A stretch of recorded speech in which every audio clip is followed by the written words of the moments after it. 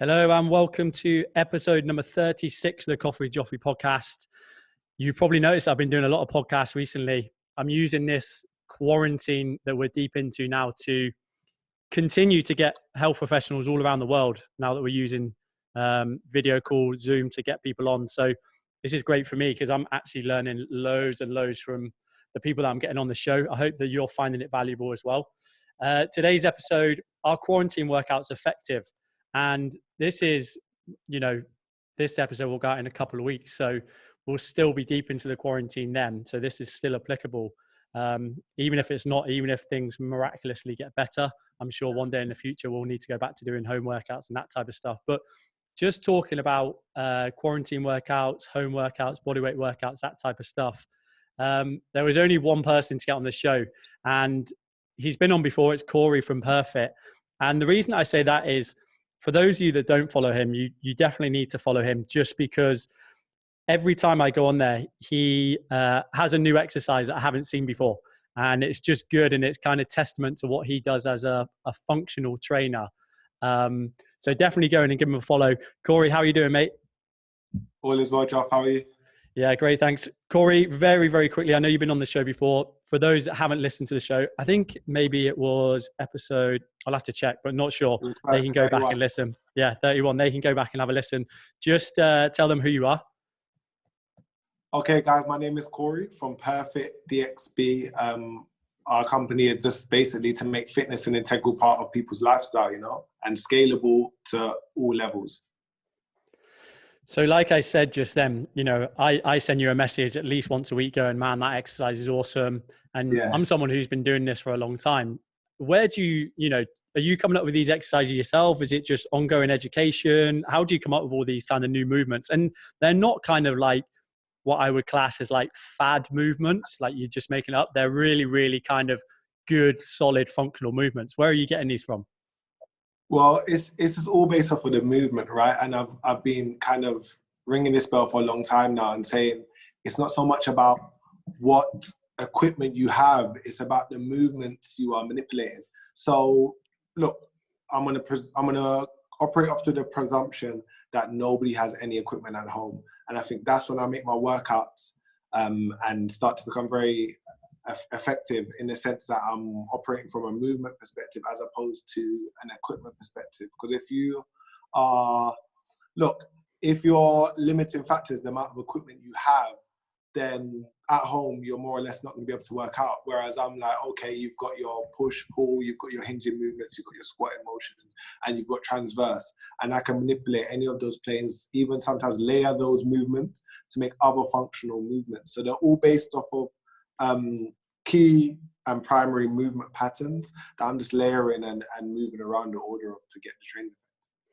Yeah, that's awesome. And it's good to hear that it does come from somewhere. You're basing it on your education and things work, coming up with these exercises as well. So that's cool. Right, let's jump into it. Kori, are quarantine workouts effective? I would say my short answer will be yes. I'm sure we'll get into the longer answer later. But yeah, I would say yes. And I think it's also going to hinge a lot on what your training goal is, what specifics you're looking for, And I think for me, I've been working out at home since the day we got put in lockdown. And I'd actually been working out at home some days regardless. So I think you just got to continue with the means. Like, it's a surefire way to stop your progress if you do nothing. So I would say yes. What barriers do we have to kind of overcome? Like when, we're both, fitness coaches, probably the number one excuse, I say excuse, it's, we don't know what's going on in people's lives, but probably the biggest barrier to exercise usually is time, not having time to get to the gym, not having time to work out. Obviously time isn't really a factor now, unless you're a key worker and you're actually you're working more than ever at the moment. But for a lot of people, it's the opposite. They've got the time. What other barriers are there at the moment that people are running into? Well, one I hear a lot, for me, it's never been a barrier for me or for anybody I'm training at the moment. It's motivation. People need an environment conducive to their fitness, you know, some music blaring, some other people they can interact with, you know, the sound of weights crashing. Again, I would say it's the motivation factor. But again, the reason why I don't hinge too much off of motivation is because I feel like it depends on the day too much, right? And it's hinging on external factors. Okay, I'm tired, I can't be bothered. Oh, I would prefer to train at the gym. These are all things we cannot, you know, these are all things that change from day to day. And I feel like if your standard is to train and stay fit and healthy, you will do that regardless of your environment. Yeah, that's cool. And I think that is probably the number one right now. And I'm not going to lie, even as someone who trains regularly like yourself as well, you know, I definitely miss that environment. I've never been someone who's been into like home workouts. I always treat home for what it is. I always like the idea of going somewhere to do my workout, that environment. Yeah. But at the end of the day, in this time, we have to adapt and overcome those different circumstances, right? So I've had to make some changes. You know, I'm lucky that, you know, my wife is into training as well. We've got a nice little balcony that we can do some workouts on. I guess the other barriers to exercise, I mean, you're going to go into it and you mentioned about bodyweight stuff already, but equipment would be one, I guess. Absolutely. Yeah, that would be maybe, if not on par, maybe even bigger than the motivational factor. Yeah. All right, let's carry on then. How do you structure your workouts now? And you can talk on kind of like a personal level, because I think it's great, you as kind of like a role model, someone who's doing it, practicing what you preach. How do you structure your workouts? And then obviously you're still training people as well, your clients. How are you structuring their workouts? Is there any differences there? Well, I'll start with my clients and then I'll go into my own personal training. Now with my clients, I'm manipulating accumulative fatigue. And for those that don't know what accumulative fatigue is, I'm not trying to induce all of the fatigue in one session. It's accumulative over days. So day 1, day 2, day 3, by 4 or 5, you've got the desired training effect. Now, if you're doing a body part split, so if you're doing leg day or upper lower splits, again, you want to, you know, get that progressive overload through fatigue. So you're going to need to do more work, more volume, more frequency on this particular muscle group to get that desired training effect. Now, with my clients, and because we haven't got external resistance, how many squats would you have to do to induce the same level of fatigue in your legs without a 60 kilo barbell you can put in your back? So what I do now is I might do, all my sessions are full body. And again, the desired training effect is over some days. So I'm accumulating the same level of fatigue as, I don't know, some sets with a 60 kilo barbell over 3, 4, sometimes even 5 days. For myself personally, I'm actually doing a body part split at the moment. So I'm doing my body part splits and then still doing my functional stuff around that. But for me, again, I'm manipulating tempos because I don't want to do 100 rep squats for 5 sets to get my legs pumped. But if I'm slow on the eccentric, slow on the concentric, or if I add some halts, so you see a lot of my movements are halt in the middle. Like if I'm doing a split squat, I will go down, come up halfway, go back down and come up, and that would be 1 rep. So I'm getting the desired fatigue through playing with tempos. I also do this similar with my clients, but again, with my own workout, I can make it as long or as short as I'd like, whereas with clients, it's going to be on a time frame. Yeah, that's good. And mate, just for those that don't know, you kind of explained it anyway, but just go over a little bit more in terms of like tempo, because I think that's probably one of the most valuable tools that we've got, and probably one of the most underestimated ones at this time. Just how can someone get a good kind of like tempo workout? Well, what I would say is, look, it takes a greater level of control to move slowly through a range of motion. There's no point speeding something up unless you can do it slowly. Now, a lot of the times we either work out within moderate tempos or very fast tempos. So when you slow things down, you'd be surprised how much more muscle fibers you're engaging, because your body doesn't know resistance, your body doesn't know equipment, it only knows tension. So if I'm 10 seconds down the squat and 10 seconds up, that's the tension for the set. Now, if I put a 60 kilo barbell on my back and I'm doing 1 second down, 1 second up, it's a different sort of tension. But because I haven't got the external resistance, I have to now slow that tempo down to fatigue the muscle more, you know? So again, halts, tempos, even like pause reps, you know, like pause reps is big in like the S&C community, but just for general people that work out, I never see people doing pause rep squats or halting deadlifts or, you know, pausing on the chest and the bench press. But these are all things you can do with the same body weight, staple exercises you have. Yeah, that's awesome. Let's get into a little bit more detail with, this is something that we know as coaches, you know, you would do it as when you qualify for a personal trainer or a strength and conditioning coach. Principles of training, just 3 in particular: specificity, progression, and overload. I mean, you can go into as much detail as you want. I think it's important for even the people that aren't necessarily coaches or, you know, people just trying to keep themselves fit, understand what the principles of training are. Yeah, well, look, like you said, those 3 variables, you have to be manipulating all 3. Now, depending on the desired goals, depend on how hard you go at each one.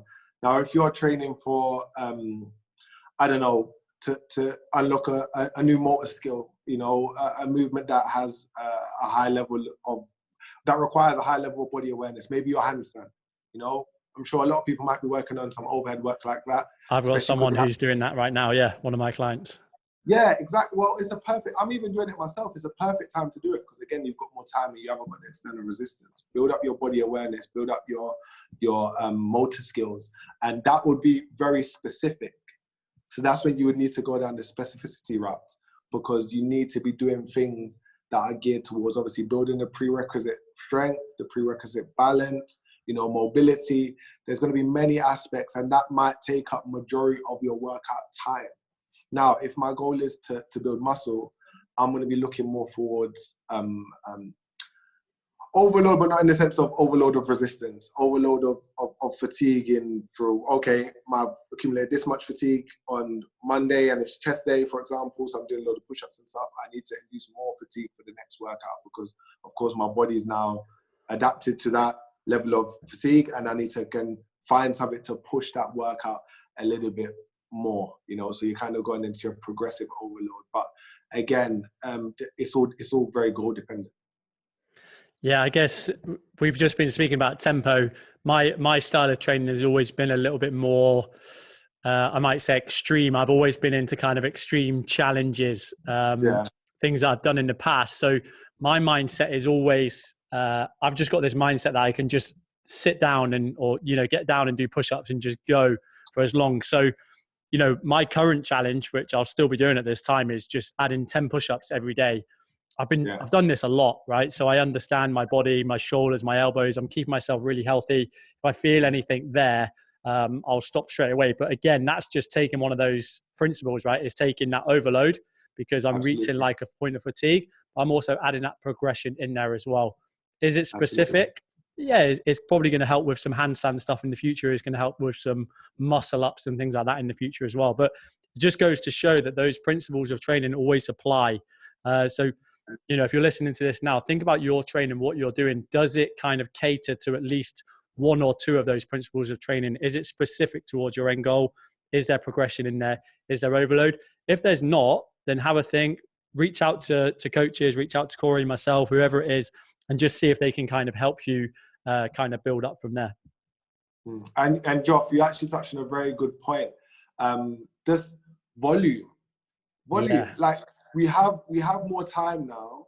So time, like you said, won't necessarily be a limiting factor for the majority. And volume, like you said, you add in 10 push-ups. It's going to be a point to where you're just doing a crazy amount of volume in push-ups, and that's going to be perfect towards, you know, hypertrophy, strength, and many other benefits, you know, and just pushing yourself. I say some workouts, they even for anything, it's just a gut check. It's, you know, just seeing what you're made of, you know, just it's about it's character building, you know. So like for me, and I'm gonna talk a little bit outside, is like, you know, there's a point where I was running and it was like the middle of summer and I'd run at 10 a.m. every day, and I just kept on running just because, you know, it's not about the run, it's about getting outside of your comfort zone, you know. Yeah. I think this could kind of like take 2 directions. And what I promote as a coach, and like with Movement Wins, like the name says it all, Movement Wins. Like I don't believe that the general population need to be, have like real specific goals. I always feel like people who aren't exercising feel like they have to be all in with something. Otherwise they don't do it at all. And I'm just trying to promote the message that, hey, even if you're doing something that's better than doing nothing, you don't have to be part of like a CrossFit gym, or you don't have to have a personal trainer, or you don't have to be doing a 4-week challenge. Just anything is good. But then if we look at progression, and I see this as a time now where people can really get lost in their health and fitness goals. If you're someone who is just, you're looking to progress, but you haven't got a plan right now. And I mean right now, like in this quarantine time, you don't have a plan. You're going to get lost very quickly. You're going to get unmotivated very quickly, and you're going to end up stopping. All right. So if there is and this is what I was talking about with the structure of your training, like there's always an end goal of what you're trying to achieve, right?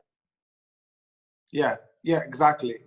And I think, again, that fine line between obviously general population might even be training just for fun, and then those that are a bit more serious and a bit more methodical with it, finding that fine line between the two, because now again a massive variable has been taken out, which is the gym, that allows you access to not only all the fitness professionals in a concentrated place who can help you, but also a plethora of equipment and toys you can play with.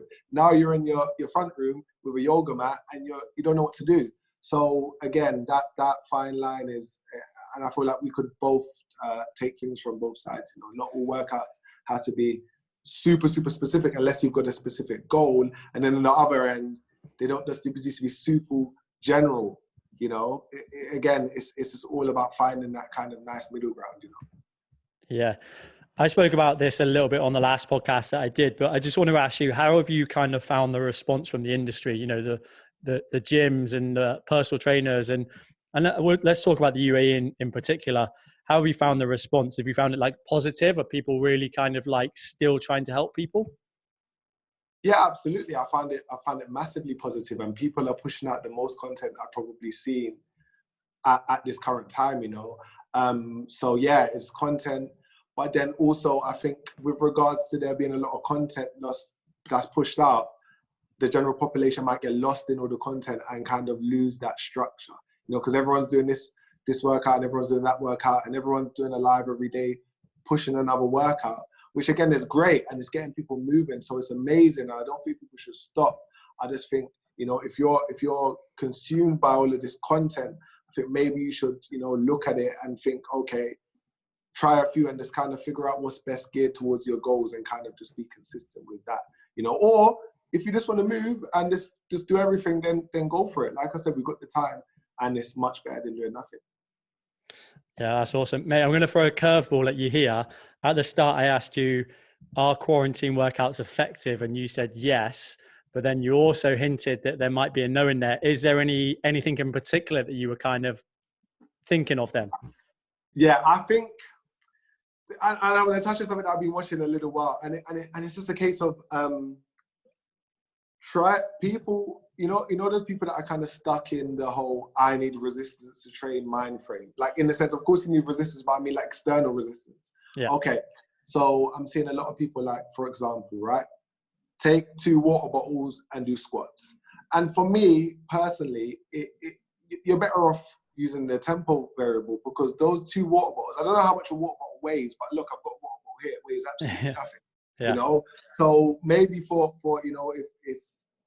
if you're at a certain level, that resistance might actually make a difference. But if you've been training, it's as good as doing it with your body weight. And if you're going to say, okay, do 10 squats with 2 bottles in your hand, you're better off doing 10 squats with a tempo. So I think, again, there needs to be method behind the workouts we're doing inside, or else they're not going to be very effective. So, I'm contradicting myself in what I originally said, but again, I stand by both points. There needs to be method behind what you're doing, or else it's not going to be effective. And that goes not only to quarantine workouts, but to any workout you do. I don't think you contradicted yourself at all. I think you just, you thought about it a little bit more critically, and you actually gave a good example there. And I think it's important to understand both sides of it. And yeah, the whole like water bottle stuff, yeah, it will be relevant for some people. But then for other people, there are other ways to train that maybe they haven't understood yet or found out yet. And it's just a chance for them to unlock those other workouts. Mate, I want to ask you, what's going to happen with training and fitness now? Like loads of people are getting their own equipment at home, doing home workouts. once this is all over, which is as soon, I hope, we all hope, is the fitness industry going to be booming again? Are people going to be excited to get back to gyms, or is it going to be the opposite? I can do this at home by myself now. What direction do you kind of see it going?